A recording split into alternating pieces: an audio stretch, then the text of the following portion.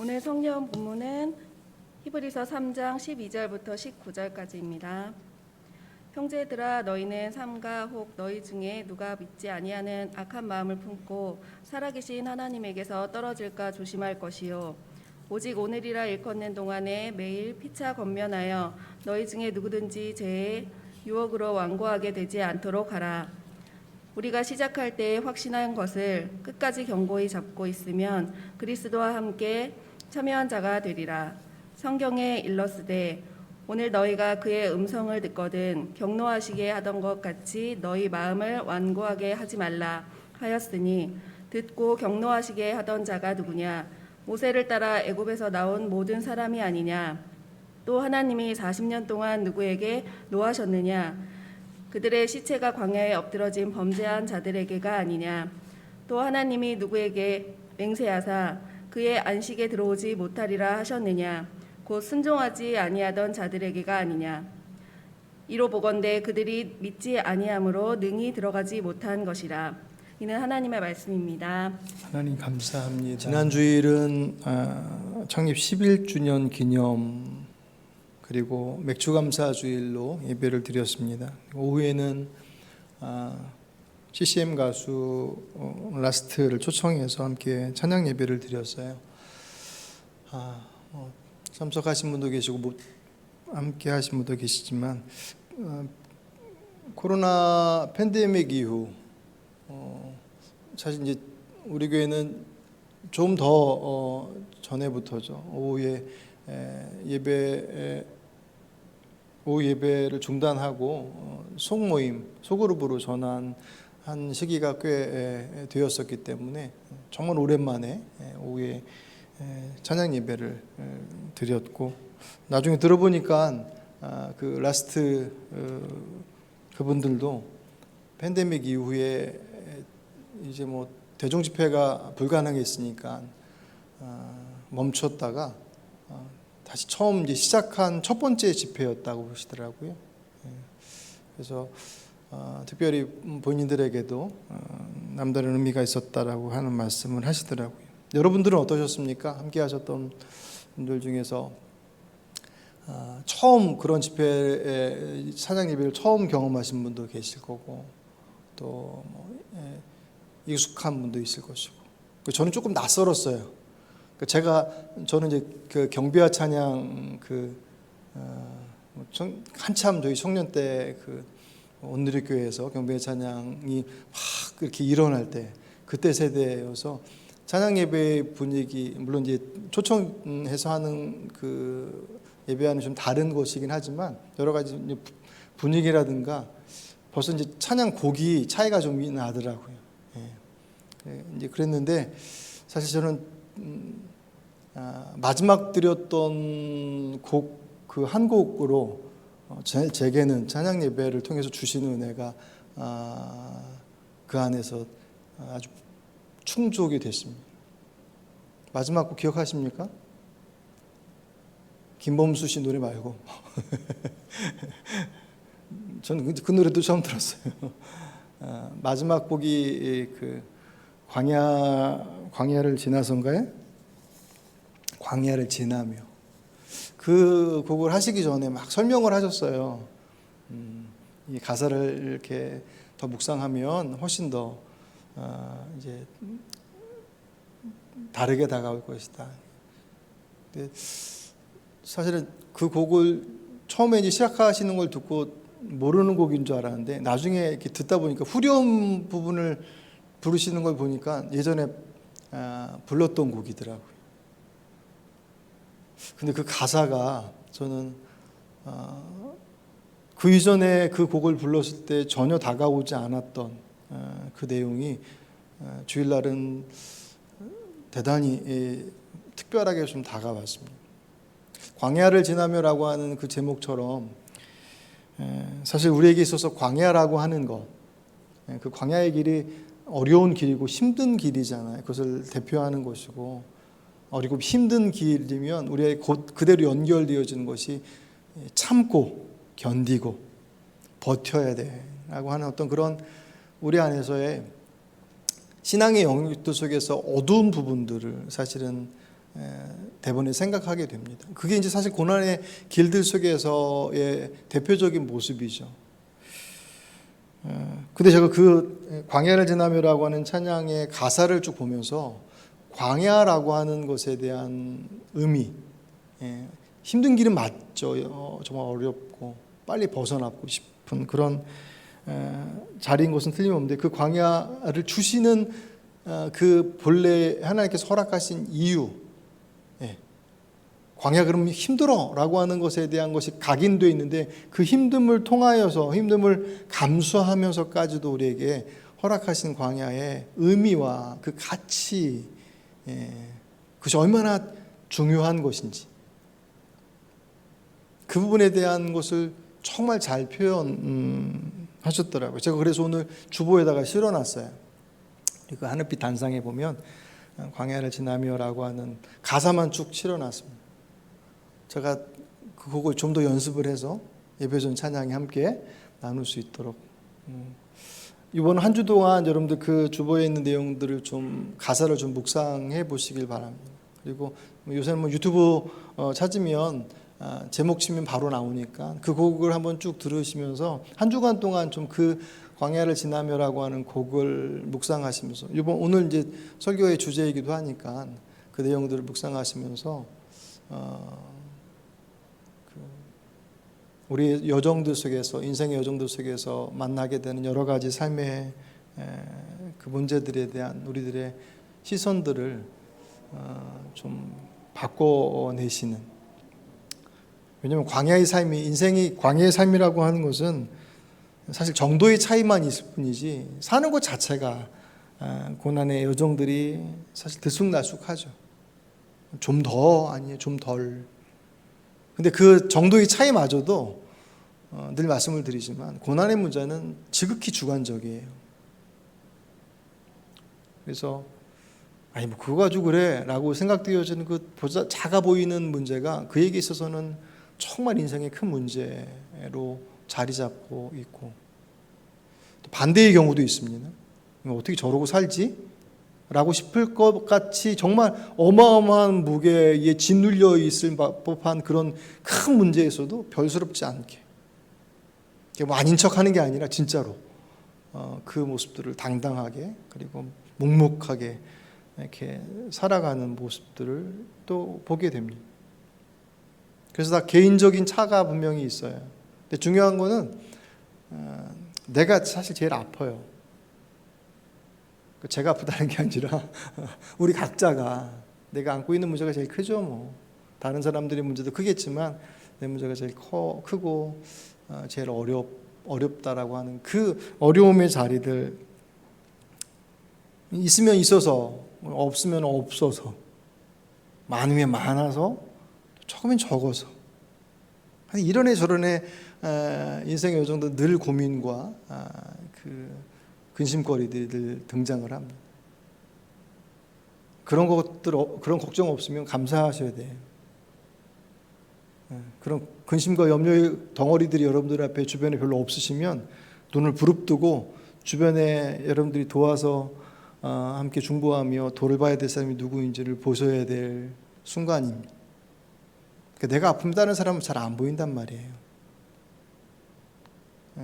그때는 잘 이겨내십시오. 잘 살아내시고, 그 과정들을 넘어서면 둘러보십시오. 누가 아파하는지. 그게 하나님께서 우리에게 주신 평안의 목적이고 풍요로움의 몫이죠. 어쨌든 인생이 아픈 게 나만 아픈 게 아니구나라고 하는 것만 알아도, 다른 사람도 그런 나와 똑같지는 않지만 그게 괜찮아 보이는데 그 사람도 저런 문제를 갖고 고민하고 있구나라고 하는 것을 인지만 해도 사실은 한편에서 위로가 되죠. 진짜 힘든 거는 왜 나만 이래라고 하는 그런 상황, 그런 생각이 사실은 우리들의 삶을 훨씬 더 어렵게 만들어요. 근데 사실 가만히 보면 이러저런 문제 안고 살아가지 않는 사람이 없거든요. 그것만 사실 생각해도 그것이 그냥 그것 자체가 위로가 된다. 뭐 그렇게 바람직한 모습은 아니지만 적어도 그래도 인생을 바라보는 데 있어서 조금의 숨통은 사실은 틔어지죠. 왜 그렇게 살아가면서 그 길을 찾아가는 것이니까. 그런데 더 나아가서 광야의 삶이라고 하는 인생의 요정도 속에서 만나는 그런 삶의 모습들이 우리에게 고통과 아픔만 주는 것이 아니라 고통과 아픔이 분명히 있어요. 그래서 빨리 벗어나고 싶은 건 틀림없는 사실이고 현실이에요. 그런데 그것이 믿음 안에서 보니, 믿음의 눈으로 보니, 성경은 거기에서 끊임없이 말씀하고 있거든요. 믿음의 눈으로 보니 그것이 가지고 있는 특별한 의미, 그 가치가 있다라고 하는 것. 그것이 우리를 구원의 길로 이끌어가는 데 있어서 훌쩍 건너뛰어야 될 자리가 아니라 반드시 통과해야 될 자리이고 필요한 것이다라고 말씀하고 있고, 또 그 가치를 알 때 그 광야와 같은 삶이 빨리 벗어나고 싶은 곳으로만이 아니라, 물론 어렵죠. 사실 이 고난의 문제는 정말 조심스러워요. 말씀드렸던 것처럼 주관적인 것이기 때문에 그 주관적인 내용들의 외부에서 들어가서 이렇다 저렇다라고 하는 것에 대한 어떤 위로가 됐던 아니면 해결책이 됐던 그런 부분들을 얘기하는 것 자체가 매우 조심스럽죠. 정말 좋은 의도로 얘기하지만 받는 사람은 그것에 대해서 그렇게 받지 않을 수 있기 때문에 정말 조심스럽긴 하지만 성경은 그럼에도 불구하고 그 고난의 자리가 가지고 있는 그 특별함을 끊임없이 말씀해요. 어떤 이들에게는 그것이 죄로 인한 결과로서의 고난도 있어요. 빨리 벗어나게끔 하시기 위해서. 편안함을 잘 모르거든요. 문제가 생기면 어떻게 해야 되지라고 하다가 막 백방으로 찾다가 도저히 안 되면 이제 하나님 찾는, 그렇게라도 쫓아가서 바라보기를 원하시는 하나의 생명의 길로 허락하신 자리이기도 하고, 또 한편으로는 우리가 흔히 얘기하는 것처럼 훈련의 자리, 하나님을 더 깊이 알아가는 그 과정 속에서 거기서만 볼 수 있는 하나님의 특별하심이 있는, 자녀가 아파하는 것을 즐기는 부모가 어디 있겠습니까? 근데 여러분들 자녀 키워보셔, 양육해보셔 아시겠지만 때로는 매를 들어야 할 때, 혹은 어려움의 시기들을 이겨나가야 할 때가 있다라고 하는 것을 내가 먼저 살아봐서 알잖아요. 그러니까 조금만 참아 라고 얘기하고 그렇게 옆에서 응원해 주는 것처럼, 인간된 부모는 욕심 때문에, 또 우리들의 잘못된 판단 때문에 아이들에게 과도한 것을 요구하는 문제점들이 있죠. 근데 하나님께서 우리를 바라보실 때 우리의 모습들을 응원하시고 조금 더 이겨내봐 라고 말씀하시는 것은 우리에게 과도한 기대나 우리에게 맞지 않는 것을 요구하시는 것은 아니니까. 그분은 전지하신 분이기 때문에 필요하지 않은 것을 허락하지 않으신 분. 고난의 문제가 우리에게 그렇게 다가온다라고 하는 것을 이해하고 받아들이는 것 결코 쉽지 않지만, 그 시선을 가지고 바라볼 때 우리가 조금 더 힘내서 그 자리를 이겨나갈 수 있게 되더라는 거죠. 그럼에도 불구하고 힘들어요. 왜냐하면 당장 아픈 건 당장 아프니까. 이겨나갈 수 있다라고 하는 약속의 말씀에 대한 그 마음이, 기대는 저만치 있는데 당장 아픈 건 이만큼 가까이 있어요. 그러니까 마음을 잡았다가도 당장 눈앞에 있는 것 때문에 막 흔들리는 그 어려움의 과정들을 결국 이기지 못하고 포기하거나 다른 길을 선택하게 되는 것을 종종 보게 됩니다.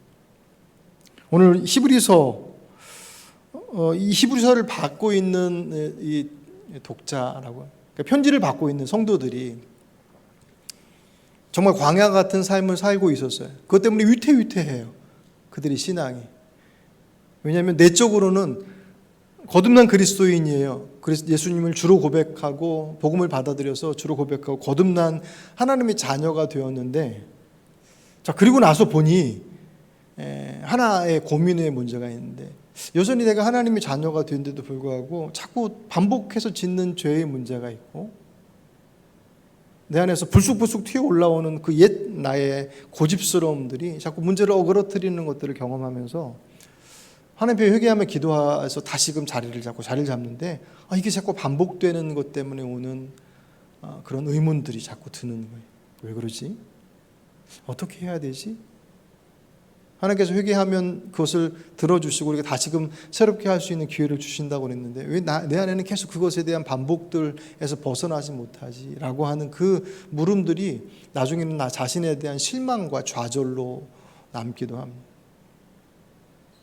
히브리서를 받는 이 교인들이 자꾸 그렇게 해서 조금 뭔가 시원하게 해결되지 않으니까, 하나님께서 막 음성으로 내가 너 용서했으니까 걱정하지 마, 그렇게 들려주시는 것도 아니고, 성경의 약속은 분명히 되어 있는데 그 말씀을 믿고 나가는 자리가 내게서는 되게 희미해 보이더라는 거예요. 근데 옛날에 예수님 알기 전에 제사를 드렸을 때는 되게 선명했단 말이에요. 왜냐하면 내가 어떤 건 잘못을 했으면 양 잡아서 제사를 드리면 그거는 틀림없이 용서해 주신다고 말씀하셨으니까.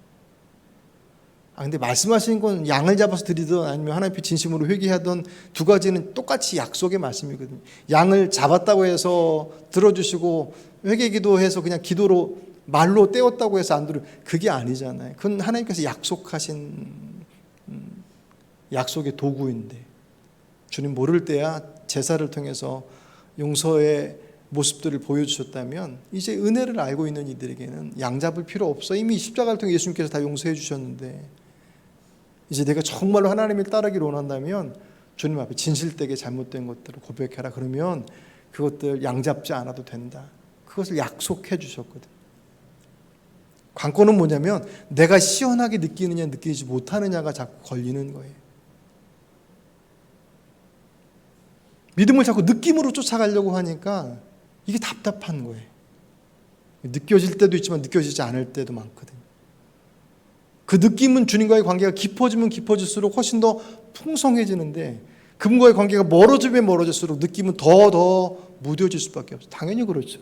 사람들과의 관계도 그렇잖아요. 내가 자주 만나는 사람, 그 사람은 친근감 있게 함께 하다 보면 그 사람과의 관계와 감성적인 것들이 풍성해지죠. 근데 어떤 사람하고 한 달에 한 번씩 만나요. 그 사람하고 무슨 감성적인 교류를 할 수 있겠습니까? 그 아프다고 막 인상 지어도 뭐 얼마나 아픈데 라고 오히려 대면하지, 그가 어떤 마음을 갖고 있는지 모르잖아요. 그러니까 신앙적인 분도 똑같습니다. 주님과의 관계가 깊어지면 깊어질수록 우리 안에서 느끼게 되는 그 풍성함들이 훨씬 더 많아지지만, 멀어지면 멀어질수록 내가 원하는, 왜 내게 이런 것이 있지라고 하는 것에 대한 답이 점점 더 이렇게 애매해지는. 그러니까 복음으로 들어와서 은혜로 들어온 그들이 다시금 짐승 잡는 자리로 돌아가는 거예요. 히브리 교인들이 그랬어요. 히브리서를 받는 교인들이. 그게 내적인 신앙적 갈등이었고, 외적으로는 예수를 구주로 고백한, 예수가 메시아라고 고백하는 것이 신앙의 제 출발점들이잖아요. 근데 유대인들은, 지금 이스라엘의 유대인들은 지금도 여전히 메시아를 기다려요. 예수님을 메시아로 인정하지 않아요. 그때 당시에 유대인이었다가 그리스도인이 된 이들, 오늘 히브리서를 받고 있는 그 성도들이 바로 그런 사람들이었어요. 이방인들이 아니라 유대인이었었는데 예수님을 영접하고 나서 그리스도인이 된 사람들. 그런데 그렇게 자신은 변화됐지만 자신의 가족들 가운데는 아직도 여전히 유대교회에 남아있는 사람들이 있단 말이에요. 그리고 그가 속해 있는 사회도 마찬가지. 그래서 사람들에게로부터 자꾸 외면당하는. 이거는 신앙적인 갈등의 문제만이 아니라 이건 생존의 문제하고 연결돼요. 왜냐하면 유대라고 하는, 이스라엘이라고 하는 사회 자체가 종교와 사회가 함께 묶여져 있어요. 다 유대교 신자들이에요. 이스라엘 사람들은. 근데 거기서 난 그리스도인이야 라고 얘기하면 그들의 무리에서 함께 해주지 않아요. 우리에게 하면 이단이란 말이에요. 기독교인들은 유대교 입장에서 본다면. 그러니까 공동체에 속하지 않게 돼, 못하게 합니다. 생활을 할 수 없는 지경으로 가요. 그런 외부적인 핍박이 그들에게 다가왔어요. 내적으로 갈등이 있죠. 외부적으로 핍박이 가해지니까 히브리서를 받는 이 교인들이 막 흔들려요.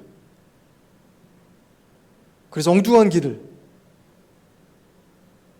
복음으로 돌아온 그들이 자꾸 제사로 돌아가려고 하고 어떤 사람들은 중간에 포기하기도 하는 그런 상황들이 계속 발생하는 것에 대해서 이 편지를 쓴 저자가 정확히 누군지는 모르지만 정말 안타까운 마음으로 그렇게 하면 안 돼.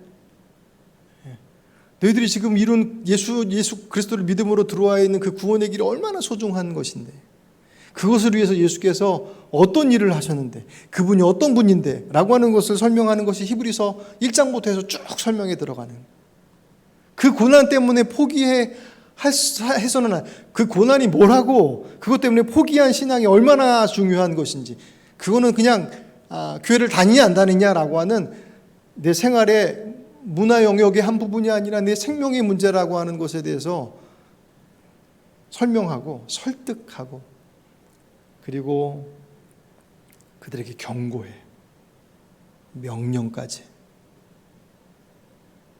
왜냐하면 이거는 취미생활이 아니니까, 사느냐 죽느냐의 문제니까. 그들은 힘들어서 못하겠다고 얘기하는데, 그것에 대해서 힘든 건 알겠는데 그렇게 해서 포기하기에는 너희들이 가지고 있는 신앙의 자리가 얼마나 소중한지를 너희들이 잘 모른다. 그 설명을 쭉 해나가네. 오늘 본문에서 그 광야와 같은 여정들을 걸어가는 그들에게 중간에 낙오하지 않고, 포기하지 않고, 떨어지지 않고 끝까지 완주할 수 있는 비결이기보다는 그렇기 위해서 가져야 될 태도가 3가지가 기록이 되어 있어요. 첫 번째가 뭐냐면 마음 단단히 붙잡아야 된다. 마음을 지키라. 오늘 이런 부분 성경 찾으셨죠? 15절. 그 전에 7절을 먼저 보실까요? 7절 8절 읽습니다. 7절 8절. 그러므로 성령이 이르신 바와 같이 오늘 너희가 그의 음성을 듣거든 광야에서 시험받던 날에 거역하던 것 같이 너희 마음을 완고하게 하지 말아라. 아멘. 이 편지를 쓰면서 누구를 예로 드냐면 출애굽을 했던 이스라엘 백성들의 옛 모습들을 예로 들어요. 이집트의 노예로 살던 그들을 하나님의 은혜로 애굽에서 탈출시키셨다면, 이집트에 탈출시켜서 약속의 땅인 가나안 땅으로 가고 있는 그 여정, 광야 길을 가고 있잖아요. 신앙생활이 딱 그거와 같다라는 거예요. 주님 몰랐을 그때에 하나님의 은혜로 뽑아주셨어요. 죄의 자녀였던 우리를 하나님의 자녀로 뽑아주셨어요. 그래서 약속의 땅, 하나님의 나라로 가는 그 여정들을 우리가 살아가고 있는데, 그 여정이 마치 광야를 가는 길과 같다. 이스라엘 백성들이 출애굽하고 난 이후에 홍해를 건너고 나서 얼마나 감격했는지 몰라요. 출애굽 15장에 보시면 그들이 하나님을 찬양하고 높여드리고 막 노래하며 춤추는 장면이 그 안에 나와요. 얼마나 좋아요. 노예로 살던 인생이 이제 자유를 갖게 됐단 말이에요. 내 땅, 내 집, 내 곳을 가질 수 있는 그런 기대를 가지고 그들이 홍해를 기적과 같이 바다를 건너서 지나고 났으니 그들 안에 얼마나 큰 꿈이 있겠습니까? 근데 얼마 가지 못해서 그들의 그 찬양과 감격의 노래가 불평과 불만과 원망을 넘어서 불신으로 바뀌었어요. 왜냐하면 자기 생각하고 달라. 그들 생각에는 홍해를 건널 때만 하더라도 야, 이렇게 가면 곧바로 가나안 땅, 약속의 땅에 들어가서 빨리 우리들의 새로운 삶을 이루겠다라고 생각을 했는데, 실제적으로 홍해를 건너고 나서 가나안 땅까지 가는 직선 도로는 2주면 갈 수 있는 길인데, 하나님께서 그들을 직선으로 하지 않고 밑으로 꺾어 내리셔요. 이유가 뭐냐면 시내산에서 하나님의 말씀을 받게, 거기서 계약을 하시고, 하나님의 백성, 내가 너희 하나님 되고 너희가 내 백성이다라고 하는 것을 약속해요. 계약해요. 그것이 꼭 필요했어요. 그래서 그 밑에 걸 내려가서 올라가는 것까지 걸린 시간이 1년입니다. 그 1년의 여정들이 그들에게 힘들었던 거예요. 전혀 생각지 못했던. 여행의 고단함은 말할 것도 없거니와 너무너무 불편해요.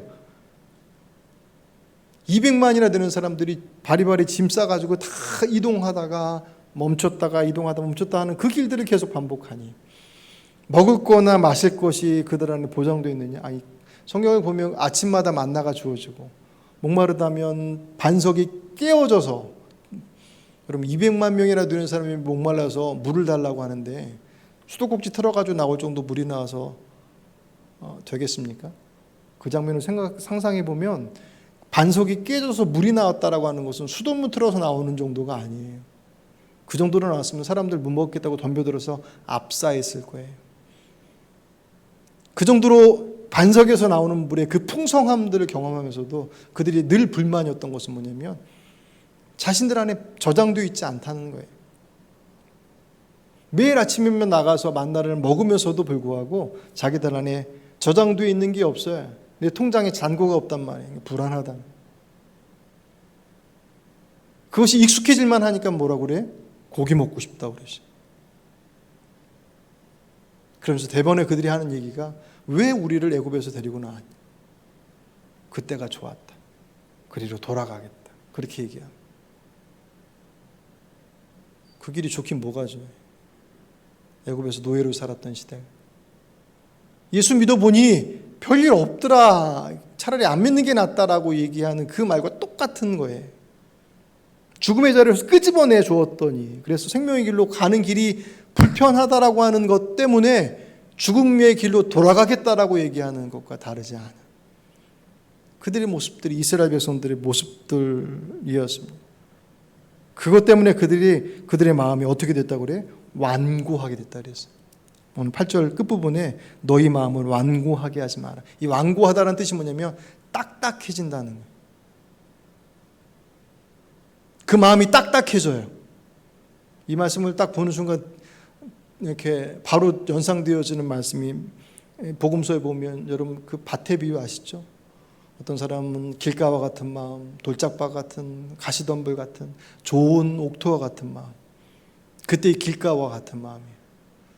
딱딱해서 씨를 뿌리지만 씨가 뿌리를 내릴 수 없어요.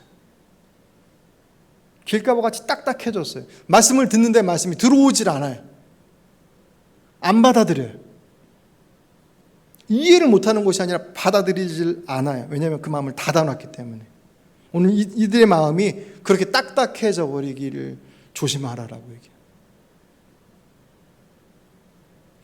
그들의 상태를 12절에서 뭐라고 설명하냐면 형제들아 너희는 삼가 혹 너희 중에 누가 믿지 아니하는 악한 마음을 품고, 앞에서 8절에서 너희 마음을 완고하게 하지 말아라, 딱딱하게 하지 말아라 라고 얘기하셨던 그 말씀이 12절에서는 믿지 아니하는 악한 마음을 품고, 이거는 훨씬 더 능동적이에요. 그러니까 내가 약해서 못 믿겠어요, 잘 모르겠어요 라고 하는 그런 연약함과 결핍의 문제가 아니라 안 믿겠다고 버티는 거예요. 그렇게 해서 어떻게 된다고요? 살아계신 하나님에게서 떨어질까 조심해라. 이들이 예수를 믿을까 말까 고민하는 사람이 아니라 복음으로 들어온 사람들이었단 말이에요. 그런데 광야의 여종들과 같은 길을 가다 보니 그들의 뜻대로 되지 않는 것에 그 마음이 자꾸 흔들리는 거예요. 그 마음을 내버려 뒀더니 그 마음이 완고해져요. 딱딱해져요. 나중에 그 믿음을 거부해요. 살아계신 하나님께로 떨어질까 조심하라. 이 문제는 구원의 문제에 대한 것들을 사실 돌아봐야 될 만큼 심각한 말씀이에요. 내 뜻대로 되지 않는 그 삶의 여정들 앞에 힘드니까 그렇죠. 하지만 그 길이 그분의 말씀, 그분의 인도하심을 내가 원하는 방식이 아닌 것 때문에 그 마음을 닫기 시작해버리면 나중에 그 마음은 그 스스로도 어떻게 할 수 없는 상태로 들어가 버려요. 말씀을 들으려 하지 않아요. 들어도 그냥 지나가 버려요. 튕겨져 나가요. 안 믿어진다고 얘기해요.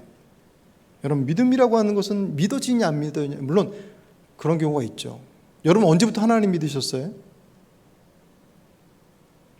저를 좀 보시죠. 하나님 계신 거 언제부터 아셨어요? 저는 잘 모르겠어요. 언제부터인지. 근데 언제부터인지 모르겠지만 어쨌든 하나님 계시다라고 하는 것을 고민하거나 의심해 본 적은 없어요. 물론 그게 하나님과 인격적인 만남이 있어서 그 하나님께 내 삶의 주가 되신다라는 고백을 그게 아니라 그냥 몰랐어요. 그냥. 그런데 하나님은 계시는 분이에요. 근데 다 그렇지는 않잖아요. 제 모교에 아직도 기억이 나는 게 제 모교에 제 후배 1년 후배 하나가 그 집안이 정말 교회에서 정말 부러움의 대상인 두 남매인데 두 분 부모님, 어머니, 아버지는 권사님이세요. 아빠는 테너, 엄마는 엘토, 아들은 베이스, 딸은 소프라노. 성가대에 각 포지션에 딱 있어요. 그 남자 후배는 어렸을 때부터 교회에서 신앙생활 했으니까는 교사도 하고 청년 회장도 하고 다 했어요. 근데 어느 순간 무슨 얘기를 하다가 아마 큐티 나눔이었던 것 같아요.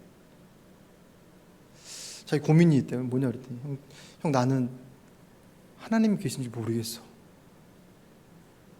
아니 이제서 여태까지 그렇게 해놓고 그날도 성가대에서 찬양하고 멀쩡하게 교사도 하고 청년 회장으로 청년부 이끌어서 여태까지 이렇게 와놓고 이제서 하나님이 계신지 모르겠다. 자기는 안 믿어진대요. 오히려 그것은 솔직한 고백이잖아요. 저는 하나님이 계신 것에 대해서 의심해 본 적이 없어요. 그런데 그 하나님이 나하고 어떤 관계에 있는지에 대한 것들은 다른 문제니까. 그것만 하더라도 감사하죠. 누구는 그 계시는 것부터 고민해야 될 자리인데 저는 거기는 일단 지나가고 들어가니까. 하지만 그렇다고 해서 믿음의 문제가 그것으로 끝나는 것이냐? 그렇지 않더란 말이에요. 성경은 믿음을 믿어지기 때문에 믿는 것이라고 얘기하지 않아요. 여러분 믿어져서 믿는 거면 누군들 못 믿겠어요. 그렇잖아요. 그 믿음 안 주시면 못 믿는 거 아니에요. 그래놓고 천국 지옥 만들어 놓고 넌 안 믿었으니까 지옥, 믿었으니까 천국, 그렇게 말하는 게 우습죠. 믿음의 문제는 믿어지기 때문에 믿고 안 믿어지기 때문에 못 믿어라고 하는 문제가 아니에요. 믿음은 하나님께서 약속하신 것을 우리에게 주신 것에 대해서 내가 그것을 받아들이는 내 반응이에요. 내가 믿기로 작정하고 그것에 내 손을 얹어야 되는 거예요. 내 마음이 그것에 흔쾌하지 않더라도 그 말씀에 의지해서 내 손을 그것에 내 발을 담그는 거예요. 베드로가 밤새 수고하고 고기 한 마리 못 잡고 그물 다 정리해서 들어가려고 딱 돌아서는데 주님께서 야 저기 가서 깊은 데다 그럼 그물 다시 다 펴야 돼요. 밤새 한 마리도 못 잡았는데 이 아침에 무슨 고기를 어떻게 라고 하는 그의 상식과 경험과 그 모든 것들, 그때 여러분 베드로가 예수님과 무슨 긴밀한 관계에 있었느냐? 그렇지 않아요. 아직 제자가 되기도 전이었습니다. 근데 그냥 해봤어요. 그게 그로 하여금 주님과 연결되는 고리가 됐습니다. 믿음은 내가 믿어지기 때문에, 흔쾌하기 때문에, 끌리기 때문에 그것으로 완성되는 게 절대로 아니에요. 완고해지지 않게 하라라고 하는 것, 딱딱해지지 않게 하라. 내 뜻대로 되지 않는 것 때문에 그것에 대해서 저항하지 말라는. 하나님 모르는 사람이 어쩔 수 없어요. 이들은 하나님 믿는 사람들이에요. 그렇다고 한다면 네 마음이 흔쾌하지 않을지라도, 혹 이해되지 않을지라도, 원망스러운 것들이 있다 할지라도 네 마음 잘 지켜라. 딱딱해지지 않도록. 말씀이 들어올 때 거부하지 말아라. 나중에는 말씀을 받고 싶어도 받지 못할 상태가 될 수 있다. 성경 그 내용들을 대단히 많이 얘기해요. 주님께서 차별하시거나 포기하셔서가 아니에요. 길가와 같은 마음은 주님께서 어떻게 하지 못하시더란 말이에요. 여러분의 마음을 지키시길 바랍니다.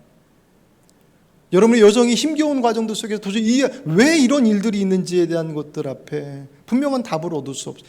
기도해도 응답이 없어요. 그것 때문에 답답해질 수 있죠. 힘들고 언제까지 이래야 되나라고 하는 것에 대한 그 막연함과 두려움들이 우리를 엄습하고 뒤흔드는 것, 그걸 당해보지 않은 사람 말고는 어떻게 알겠어요.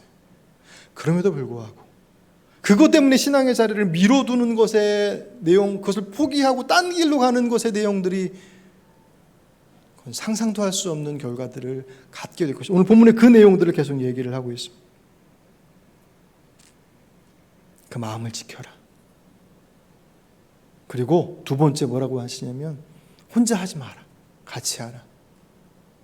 서로 권면하라. 오늘 13절을 보고 있을까요?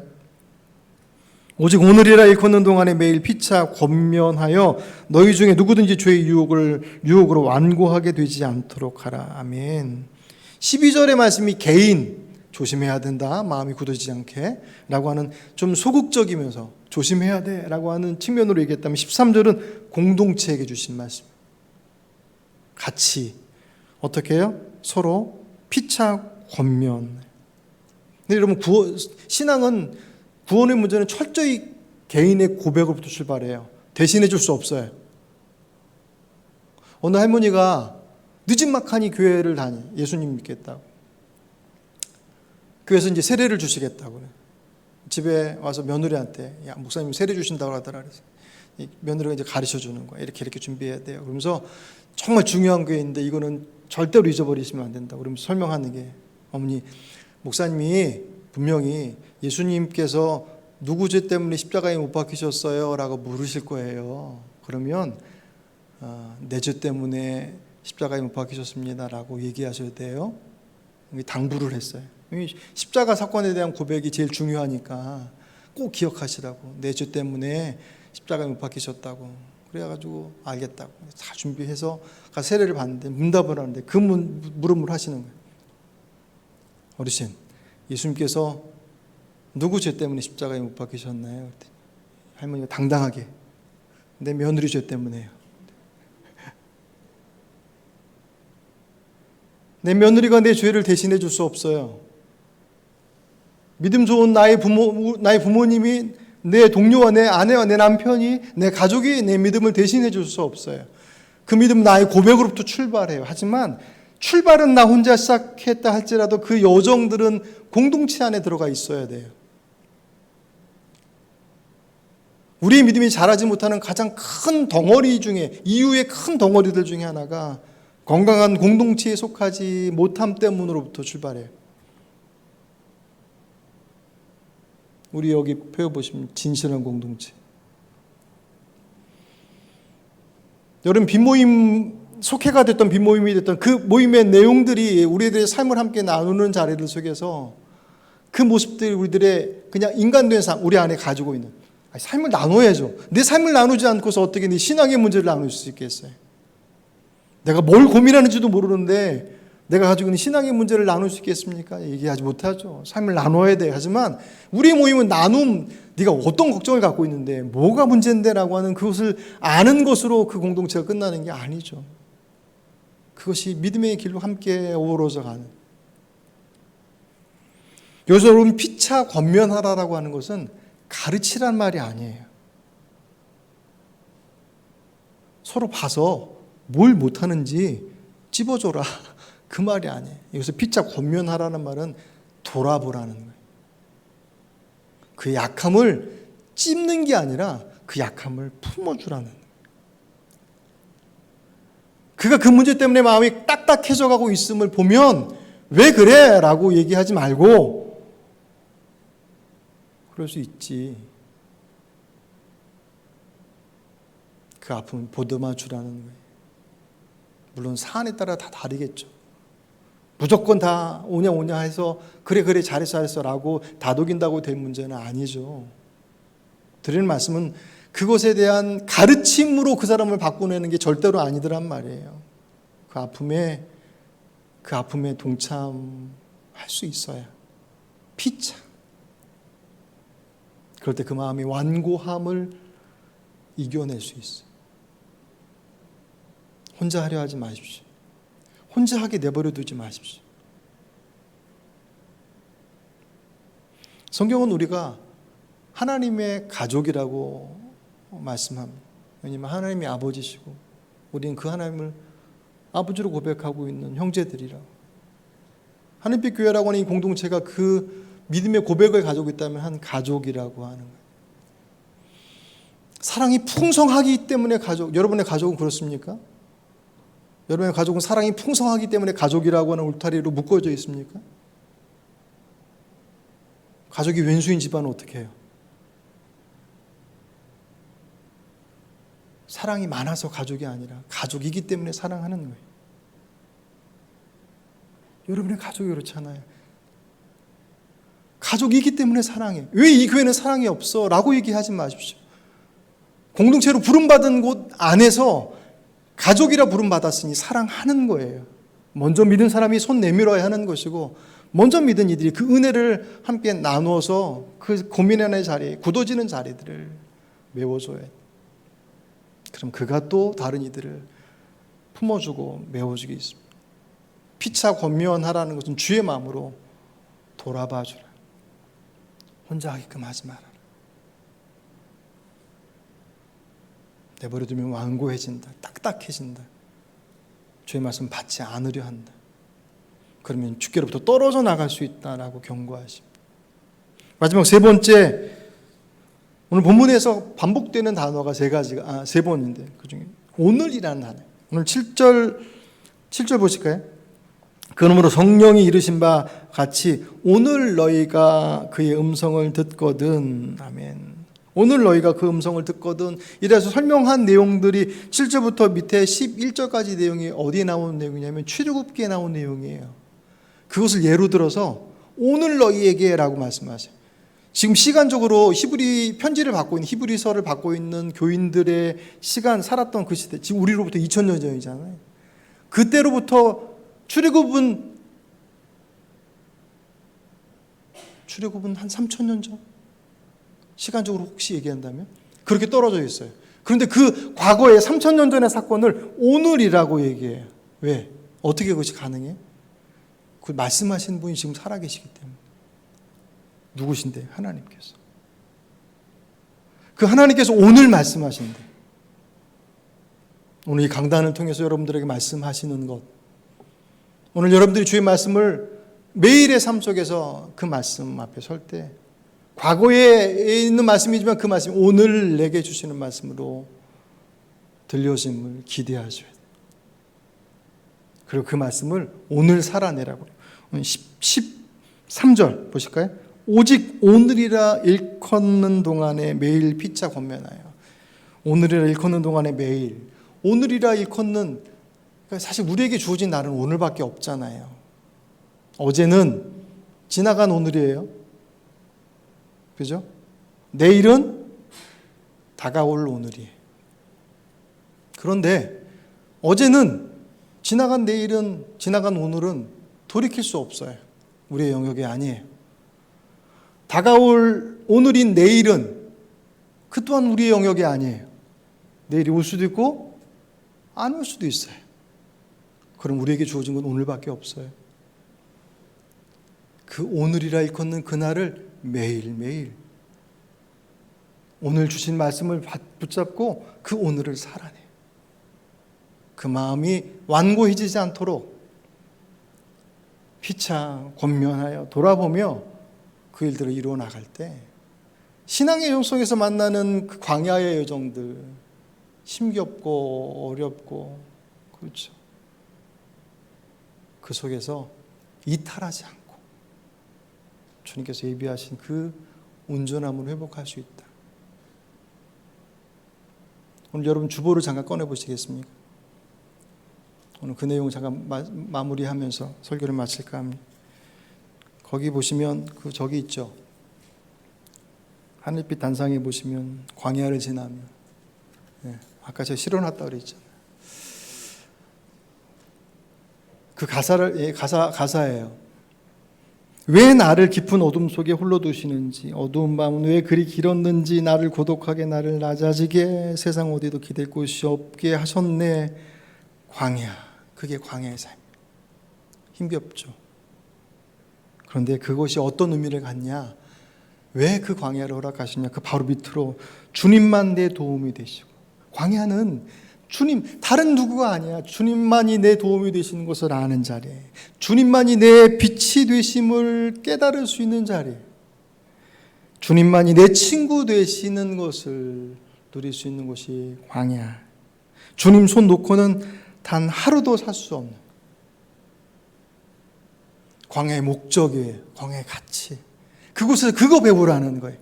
그곳에서 주님의 도움, 주님만이 내 도움이 되시고 내 빛이 되시고 내 친구가 되시고 그분 손 놓으면 하루라도 살 수 없어 라고 하는 것을 배우라고 그곳에 보내신 거예요. 근데 우리 그거 싫다고 빨리 벗어나고 싶어 하잖아요. 그거 배우지도 않고 그 자리를 훌쩍 뛰어넘고 싶어 하잖아요. 그러니까 우리는 자꾸 다른 곳에 손 내미는 거예요. 다른 것을 통해서 우리들의 삶을 해결해 나갈 수 있다라고 착각하는 거예요. 세상이 가는 길을 쫓아가는 거예요. 그 밑으로 쭉 내려보시면 주께서 나를 사용하시려 나를 더 정결케 하시려 나를 택하여 보내신 그곳, 나를 사용하시려고 준비시키시고 나를 더 정결케 하시려고 나를 택해 보내신 그곳은 성령이 내 영을 다시 태어나게 하는 곳이다. 그것이 광야의 여정입니다. 오늘 저와 여러분이 걸어왔던 길, 걸어갈 길, 하늘빛 교회가 헤쳐나가야 될 길도 마찬가지로 그게 특별한 고난의 여정이기 때문에 광야, 아니요, 그럴 수도 있지만 그렇지 않아도 어쨌든 삶의 여정들이 광야의 여정들, 그 여정들 속에서 우리의 마음이 완고해지지 않도록 조심하십시오. 주의 말씀을 가까이 하셔야 됩니다. 멀리하면 멀리할수록 내 마음은 더욱더 딱딱해져 갑니다. 그 일을 혼자 하려 하지 마십시오. 같이 하십시오. 돌아봐 주십시오. 아까 서두에 말씀드렸던 것처럼 좀 더 여유 있으시면 여러분들의 주변을 더 많이 둘러보십시오. 내가 아프면 돌아보기 힘들어요. 오늘 우리에게 말씀하시는 그 음성을 듣고 오늘 그 일을 하십시오. 미루지 마십시오. 그 내일은 내 것이 아닙니다. 오늘 우리에게 주신 이 말씀을 기억하시며 광야를 지나는 삶이 우리에게 힘겹고 어려운 삶의 모습들로만이 아니라 그 시간이 오직 주님으로부터 약속되어지고 그 안에서만 누릴 수 있는 그 내용들, 이 광야를 지나며라고는 이 찬송의 고백이 오늘 저와 여러분의 고백이 되시길 주의 이름으로 축복합니다. 주신 말씀을 기억하시면서 거듭의 기도로 하나님 앞에 나가며 기도합니다. 아버지 하나님, 오늘 시간 주의 은혜를 사모하는 말씀을 받으실 때 우리를 대표해서 김유미 집사님 봉독하십니다. 오늘 성경 본문은 히브리서 3장 12절부터 19절까지입니다. 형제들아, 너희는 삼가 혹 너희 중에 누가 믿지 아니하는 악한 마음을 품고 살아계신 하나님에게서 떨어질까 조심할 것이요, 오직 오늘이라 일컫는 동안에 매일 피차 권면하여 너희 중에 누구든지 죄의 유혹으로 완고하게 되지 않도록 하라. 우리가 시작할 때에 확신한 것을 끝까지 견고히 잡고 있으면 그리스도와 함께 참여한 자가 되리라. 성경에 일렀으되 오늘 너희가 그의 음성을 듣거든 경노하시게 하던 것 같이 너희 마음을 완고하게 하지 말라 하였으니, 듣고 경노하시게 하던 자가 누구냐? 모세를 따라 애굽에서 나온 모든 사람이 아니냐? 또 하나님이 40년 동안 누구에게 노하셨느냐? 그들의 시체가 광야에 엎드러진 범죄한 자들에게가 아니냐? 또 하나님이 누구에게 맹세하사 그의 안식에 들어오지 못하리라 하셨느냐? 곧 순종하지 아니하던 자들에게가 아니냐? 이로 보건대 그들이 믿지 아니함으로 능히 들어가지 못한 것이라. 이는 하나님의 말씀입니다. 하나님 감사합니다. 자리에 앉으시겠습니다. 오늘 예배에서 에클레시아 찬양대 특별 찬양이 있겠습니다.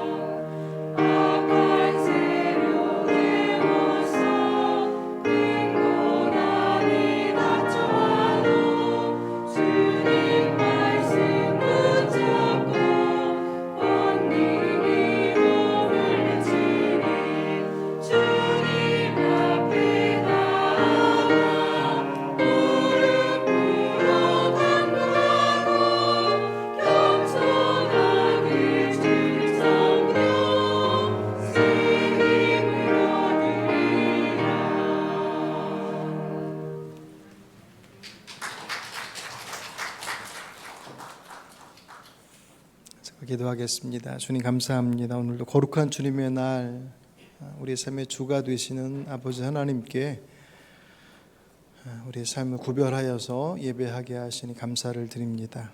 생명의 말씀으로 인도하시는 주님의 인도하심에 귀 기울이게 하시고, 들려진 말씀, 깨달아진 말씀, 내게 주신 말씀으로 붙잡고 그 말씀 따라 살아감으로 주님께서 예비하시고 약속하신 풍성함들을 마음껏 누리고 전할 수 있도록 성령께서 역사해 주시기를 원하옵고, 모든 말씀 예수님 이름으로 감사하며 기도합니다. 아멘. 지난 주일은 창립 11주년 기념 그리고 맥주감사 주일로 예배를 드렸습니다. 오후에는 CCM 가수 라스트를 초청해서 함께 찬양 예배를 드렸어요. 참석하신 분도 계시고 함께 하신 분도 계시지만 코로나 팬데믹 이후 사실 이제 우리 교회는 좀 더 전에부터죠. 오후 예배를 중단하고 속모임, 소그룹으로 전환한 시기가 꽤 되었었기 때문에 정말 오랜만에 오후에 찬양 예배를 드렸고, 나중에 들어보니까 그 라스트 그분들도 팬데믹 이후에 이제 뭐 대중 집회가 불가능했으니까 멈췄다가 다시 처음 이제 시작한 첫 번째 집회였다고 보시더라고요.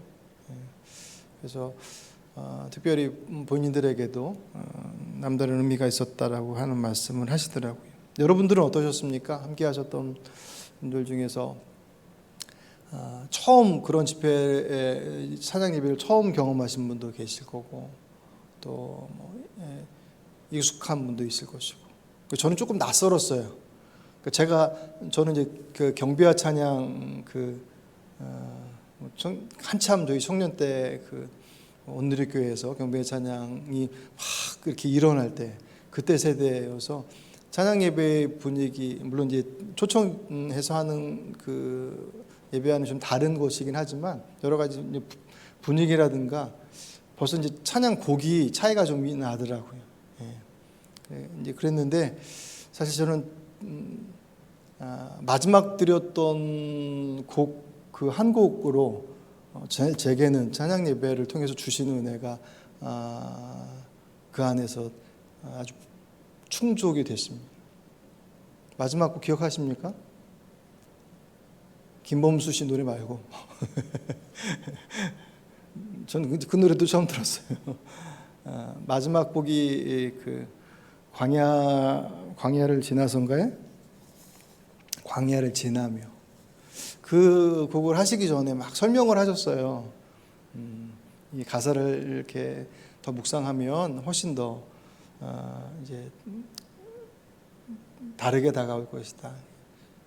근데 사실은 그 곡을 처음에 이제 시작하시는 걸 듣고 모르는 곡인 줄 알았는데 나중에 이렇게 듣다 보니까 후렴 부분을 부르시는 걸 보니까 예전에 불렀던 곡이더라고요. 근데 그 가사가 저는 그 이전에 그 곡을 불렀을 때 전혀 다가오지 않았던 그 내용이 주일날은 대단히 특별하게 좀 다가왔습니다. 광야를 지나며라고 하는 그 제목처럼 사실 우리에게 있어서 광야라고 하는 것, 그 광야의 길이 어려운 길이고 힘든 길이잖아요. 그것을 대표하는 것이고, 어리고 힘든 길이면 우리의 곧 그대로 연결되어지는 것이 참고 견디고 버텨야 돼라고 하는 어떤 그런 우리 안에서의 신앙의 영역들 속에서 어두운 부분들을 사실은 대번에 생각하게 됩니다. 그게 이제 사실 고난의 길들 속에서의 대표적인 모습이죠. 근데 제가 그 광야를 지나며라고 하는 찬양의 가사를 쭉 보면서 광야라고 하는 것에 대한 의미, 힘든 길은 맞죠. 정말 어렵고 빨리 벗어나고 싶은 그런 자리인 것은 틀림없는데, 그 광야를 주시는 그 본래 하나님께서 허락하신 이유, 광야 그러면 힘들어라고 하는 것에 대한 것이 각인되어 있는데 그 힘듦을 통하여서 힘듦을 감수하면서까지도 우리에게 허락하신 광야의 의미와 그 가치, 그것이 얼마나 중요한 것인지 그 부분에 대한 것을 정말 잘 표현하셨더라고요. 제가 그래서 오늘 주보에다가 실어놨어요. 그 하늘빛 단상에 보면 광야를 지나며라고 하는 가사만 쭉 실어놨습니다. 제가 그 곡을 좀 더 연습을 해서 예배전 찬양이 함께 나눌 수 있도록 이번 한 주 동안 여러분들 그 주보에 있는 내용들을 좀 가사를 좀 묵상해 보시길 바랍니다. 그리고 요새는 뭐 유튜브 찾으면 제목 치면 바로 나오니까 그 곡을 한번 쭉 들으시면서 한 주간 동안 좀 그 광야를 지나며라고 하는 곡을 묵상하시면서 오늘 이제 설교의 주제이기도 하니까 그 내용들을 묵상하시면서 우리 여정들 속에서 인생의 여정들 속에서 만나게 되는 여러 가지 삶의 그 문제들에 대한 우리들의 시선들을 좀 바꿔내시는, 왜냐하면 광야의 삶이 인생이 광야의 삶이라고 하는 것은 사실 정도의 차이만 있을 뿐이지 사는 것 자체가 고난의 여정들이 사실 들쑥날쑥하죠. 좀 더 아니에요, 좀 덜. 근데 그 정도의 차이마저도 늘 말씀을 드리지만 고난의 문제는 지극히 주관적이에요. 그래서 아니 뭐 그거 가지고 그래라고 생각되어지는 그 보자 작아 보이는 문제가 그에게 있어서는 정말 인생의 큰 문제로 자리 잡고 있고, 또 반대의 경우도 있습니다. 어떻게 저러고 살지? 라고 싶을 것 같이 정말 어마어마한 무게에 짓눌려 있을 법한 그런 큰 문제에서도 별스럽지 않게 뭐 아닌 척하는 게 아니라 진짜로 그 모습들을 당당하게 그리고 묵묵하게 이렇게 살아가는 모습들을 또 보게 됩니다. 그래서 다 개인적인 차가 분명히 있어요. 근데 중요한 거는 내가 사실 제일 아파요.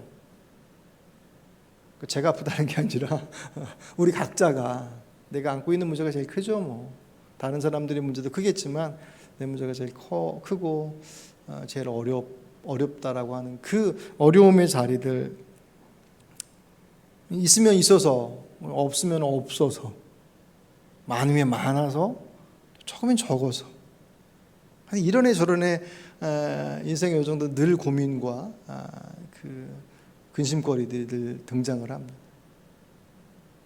그런 걱정 없으면 감사하셔야 돼요. 그런 근심과 염려의 덩어리들이 여러분들 앞에 주변에 별로 없으시면 눈을 부릅뜨고 주변에 여러분들이 도와서 함께 중보하며 돌봐야 될 사람이 누구인지를 보셔야 될 순간입니다. 내가 아프면 다른 사람은 잘 안 보인단 말이에요.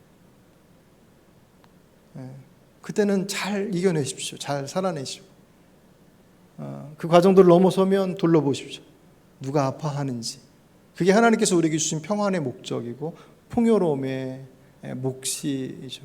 어쨌든 인생이 아픈 게 나만 아픈 게 아니구나라고 하는 것만 알아도 다른 사람도 그런 나와 똑같지는 않지만 그게 괜찮아 보이는데 그 사람도 저런 문제를 갖고 고민하고 있구나라고 하는 것을 인지만 해도 사실은 한편에서 위로가 되죠.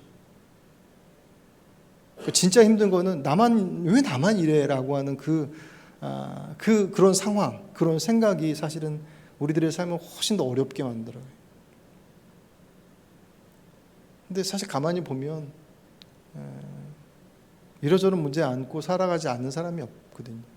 그것만 사실 생각해도 그것이 그냥 그것 자체가 위로가 된다. 뭐 그렇게 바람직한 모습은 아니지만 적어도 그래도 인생을 바라보는 데 있어서 조금의 숨통은 사실은 튀어지죠. 왜 그렇게 살아가면서 그 길을 찾아가는 것이니까.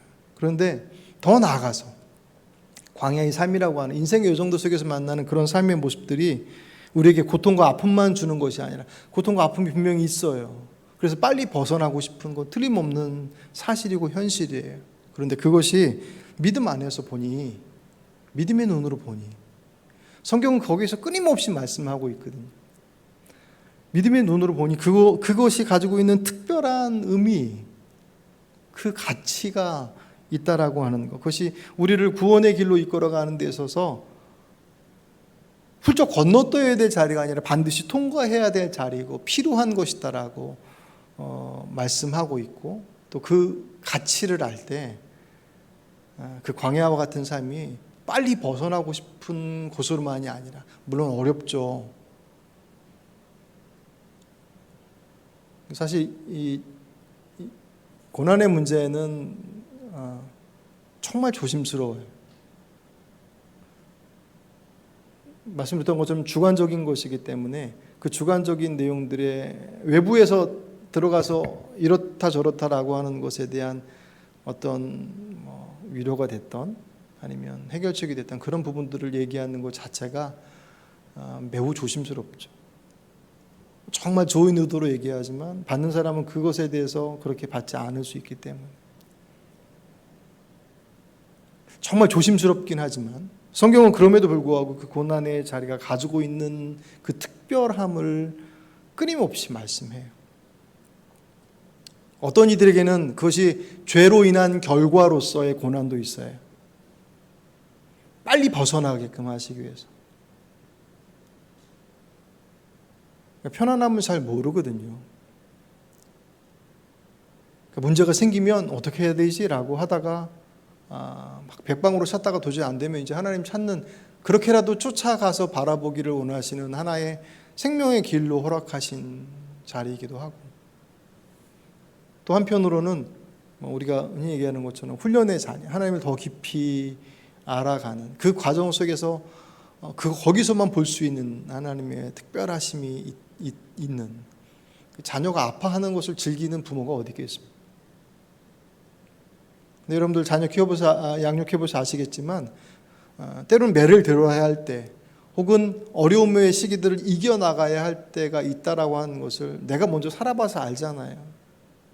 그러니까 조금만 참아 라고 얘기하고 그렇게 옆에서 응원해 주는 것처럼, 인간된 부모는 욕심 때문에, 또 우리들의 잘못된 판단 때문에 아이들에게 과도한 것을 요구하는 문제점들이 있죠. 근데 하나님께서 우리를 바라보실 때 우리의 모습들을 응원하시고 조금 더 이겨내봐 라고 말씀하시는 것은 우리에게 과도한 기대나 우리에게 맞지 않는 것을 요구하시는 것은 아니니까. 그분은 전지하신 분이기 때문에 필요하지 않은 것을 허락하지 않으신 분. 고난의 문제가 우리에게 그렇게 다가온다라고 하는 것을 이해하고 받아들이는 것 결코 쉽지 않지만, 그 시선을 가지고 바라볼 때 우리가 조금 더 힘내서 그 자리를 이겨나갈 수 있게 되더라는 거죠. 그럼에도 불구하고 힘들어요. 왜냐하면 당장 아픈 건 당장 아프니까. 이겨나갈 수 있다라고 하는 약속의 말씀에 대한 그 마음이, 기대에는 저만치 있는데 당장 아픈 건 이만큼 가까이 있어요. 그러니까 마음을 잡았다가도 당장 눈앞에 있는 것 때문에 막 흔들리는 그 어려움의 과정들을 결국 이기지 못하고 포기하거나 다른 길을 선택하게 되는 것을 종종 보게 됩니다. 오늘 히브리서, 이 히브리서를 받고 있는 이 독자라고, 그러니까 편지를 받고 있는 성도들이 정말 광야 같은 삶을 살고 있었어요. 그것 때문에 위태위태해요. 그들이 신앙이. 왜냐하면 내적으로는 거듭난 그리스도인이에요. 예수님을 주로 고백하고 복음을 받아들여서 주로 고백하고 거듭난 하나님의 자녀가 되었는데, 자, 그리고 나서 보니 하나의 고민의 문제가 있는데, 여전히 내가 하나님의 자녀가 되는데도 불구하고 자꾸 반복해서 짓는 죄의 문제가 있고, 내 안에서 불쑥불쑥 튀어 올라오는 그 옛 나의 고집스러움들이 자꾸 문제를 어그러뜨리는 것들을 경험하면서 하나님 앞에 회개하며 기도해서 다시금 자리를 잡는데, 이게 자꾸 반복되는 것 때문에 오는 그런 의문들이 자꾸 드는 거예요. 왜 그러지? 어떻게 해야 되지? 하나님께서 회개하면 그것을 들어주시고 우리가 다시금 새롭게 할 수 있는 기회를 주신다고 그랬는데, 왜 내 안에는 계속 그것에 대한 반복들에서 벗어나지 못하지? 라고 하는 그 물음들이 나중에는 나 자신에 대한 실망과 좌절로 남기도 합니다.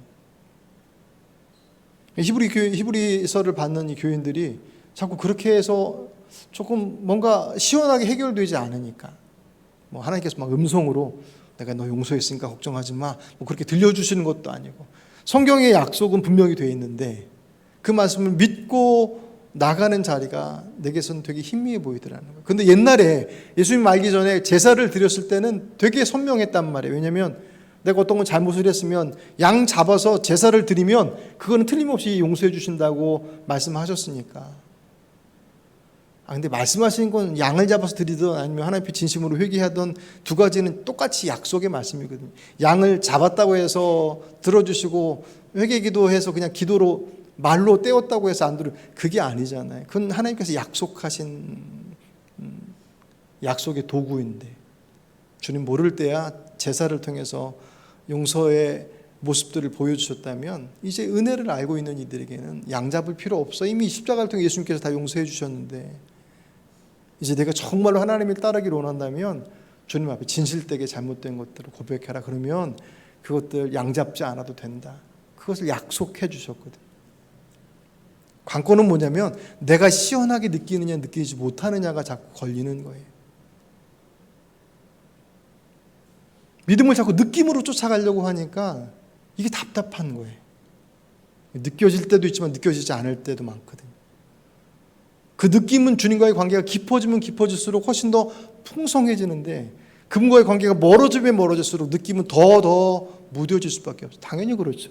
사람들과의 관계도 그렇잖아요. 내가 자주 만나는 사람, 그 사람은 친근감 있게 함께 하다 보면 그 사람과의 관계와 감성적인 것들이 풍성해지죠. 근데 어떤 사람하고 한 달에 한 번씩 만나요. 그 사람하고 무슨 감성적인 교류를 할 수 있겠습니까? 그 아프다고 막 인상 지어도 뭐 얼마나 아픈데 라고 오히려 대면하지 그가 어떤 마음을 갖고 있는지 모르잖아요. 그러니까 신앙적인 분들도 똑같습니다. 주님과의 관계가 깊어지면 깊어질수록 우리 안에서 느끼게 되는 그 풍성함들이 훨씬 더 많아지지만 멀어지면 멀어질수록 내가 원하는 왜 내게 이런 것이 있지라고 하는 것에 대한 답이 점점 더 이렇게 애매해지는. 그러니까 복음으로 들어와서 은혜로 들어온 그들이 다시금 짐승 잡는 자리로 돌아가는 거예요. 히브리 교인들이 그랬어요. 히브리서를 받는 교인들이.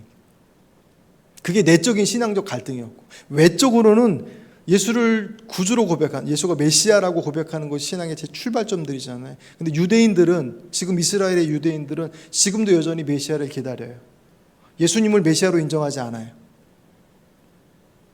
그때 당시에 유대인이었다가 그리스도인이 된 이들, 오늘 히브리서를 받고 있는 그 성도들이 바로 그런 사람들이었어요. 이방인들이 아니라 유대인이었었는데 예수님을 영접하고 나서 그리스도인이 된 사람들. 그런데 그렇게 자신은 변화됐지만 자신의 가족들 가운데는 아직도 여전히 유대교에 남아있는 사람들이 있단 말이에요. 그리고 그가 속해 있는 사회도 마찬가지. 그래서 사람들에게로부터 자꾸 외면당하는. 이거는 신앙적인 갈등의 문제만이 아니라 이건 생존의 문제하고 연결돼요. 왜냐하면 유대라고 하는, 이스라엘이라고 하는 사회 자체가 종교와 사회가 함께 묶여져 있어요. 다 유대교 신자들이에요. 이스라엘 사람들은.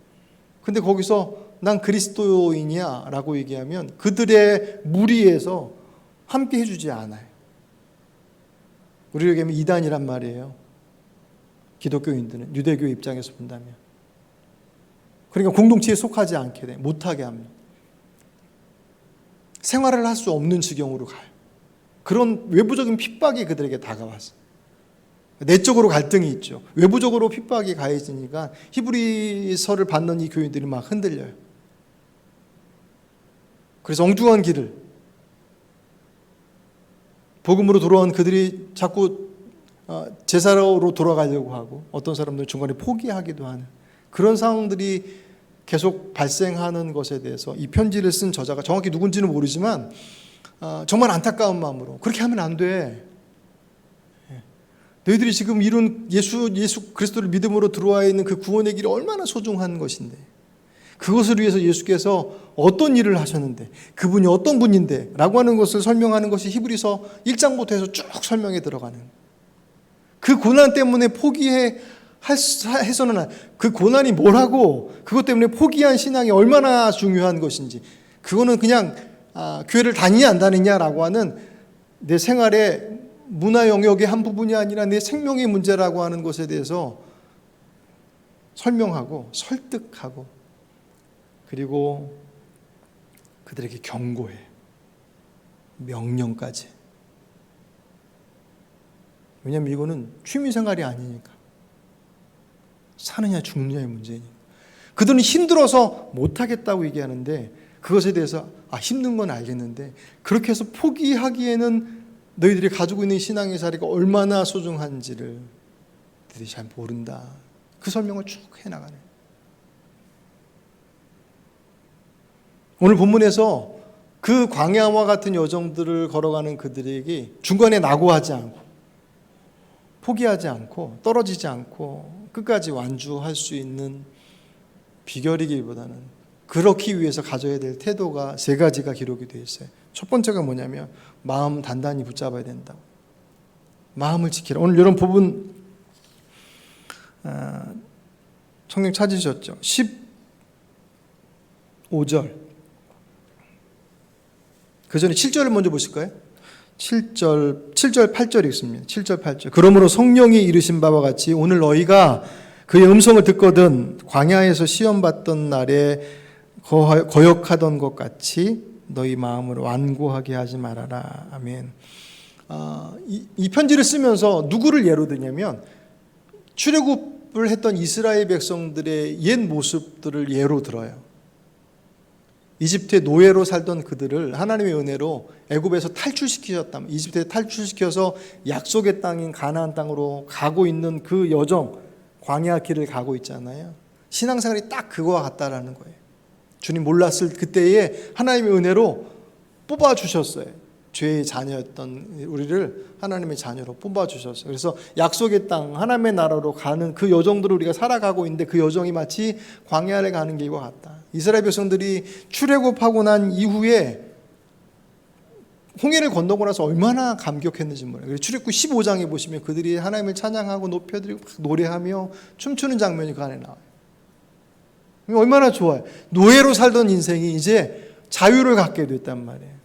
내 땅, 내 집, 내 곳을 가질 수 있는 그런 기대를 가지고 그들이 홍해를 기적과 같이 바다를 건너서 지나고 났으니 그들 안에 얼마나 큰 꿈이 있겠습니까?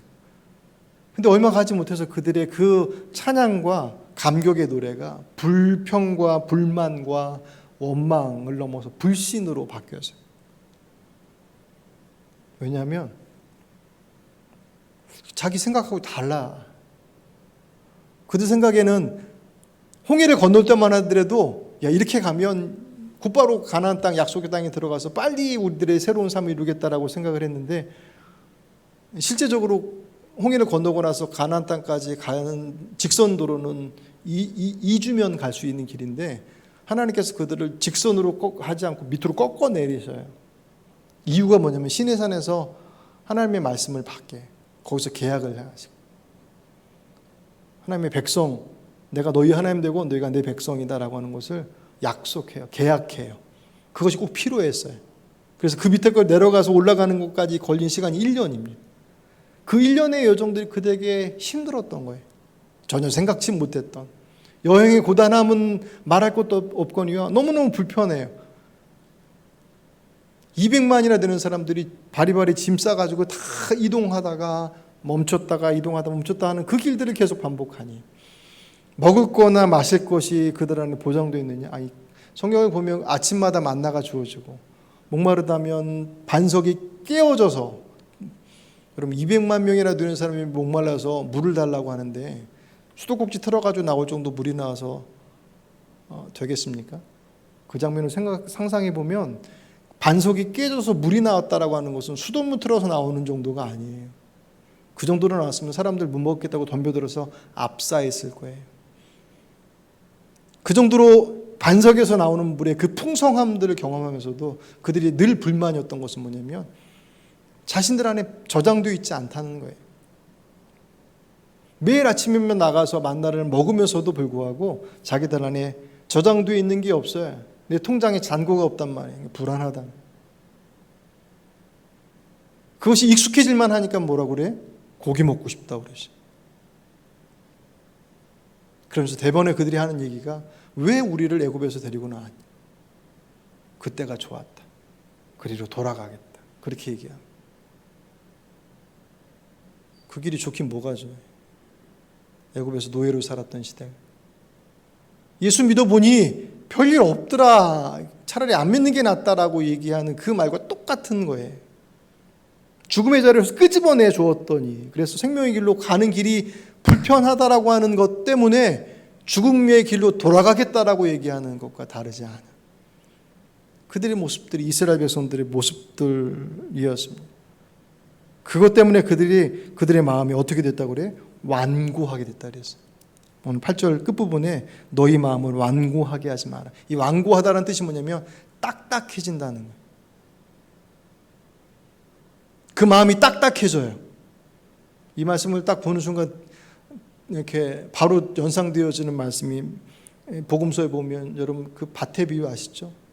어떤 사람은 길가와 같은 마음, 돌짝밭 같은, 가시덤불 같은, 좋은 옥토와 같은 마음. 그때의 길가와 같은 마음이에요. 딱딱해서 씨를 뿌리지만 씨가 뿌리를 내릴 수 없어요. 길가와 같이 딱딱해졌어요. 말씀을 듣는데 말씀이 들어오질 않아요. 안 받아들여요. 이해를 못하는 것이 아니라 받아들이질 않아요. 왜냐하면 그 마음을 닫아놨기 때문에. 오늘 이들의 마음이 그렇게 딱딱해져 버리기를 조심하라라고 얘기해요.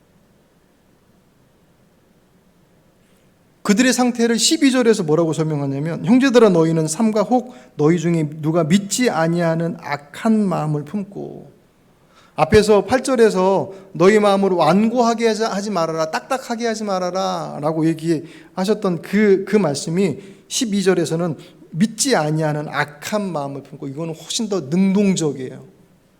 그러니까 내가 약해서 못 믿겠어요, 잘 모르겠어요 라고 하는 그런 연약함과 결핍의 문제가 아니라 안 믿겠다고 버티는 거예요.